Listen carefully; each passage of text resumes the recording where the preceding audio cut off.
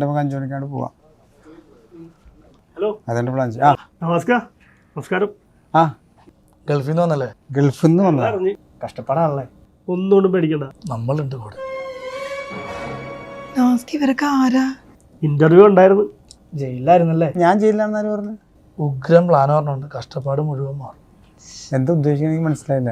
വേറൊന്നുമില്ല, നവാസ്ക്ക് 1 ലക്ഷം രൂപ, ആ ഞാൻ 1 ലക്ഷം രൂപ, ഇവന് 1 ലക്ഷം രൂപ, ഇവന് 1 ലക്ഷം രൂപ, മൊത്തം 4 ലക്ഷം രൂപ.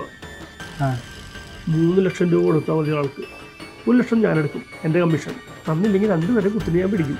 3 ലക്ഷം രൂപ കൊടുത്തു കഴിഞ്ഞാൽ ഒക്കെ നാമോയിൽ കിട്ടും. മറച്ചു കൊടുത്തു കഴിഞ്ഞാൽ 10 ലക്ഷം രൂപയ്ക്ക് 10 ലക്ഷം രൂപയിൽ 10 ലക്ഷം രൂപയിൽ 10 ലക്ഷം രൂപ എനിക്ക് ലൈഫ് സെറ്റ്. അല്ലപ്പോൾ എനിക്ക് ഈ പ്രശ്നം, എനിക്ക് അതിൻ്റെ ആവശ്യമില്ല. എനിക്ക് ഈ കാശിൻ്റെ പ്രശ്നം ആരാ പറഞ്ഞത്? എനിക്കല്ലേ പറഞ്ഞത്. കേട്ടാണല്ലോ. നിങ്ങൾ കേട്ടത് എൻ്റെ ലൈഫിലെ കാര്യമല്ല, അതാ സിനിമയിൽ പറഞ്ഞതല്ലേ. സിനിമയിലെ ക്യാരക്ടറും അതിൻ്റെ സിറ്റുവേഷനാണ്. സിനിമ? ഏത് സിനിമ? ഏത് സിനിമ?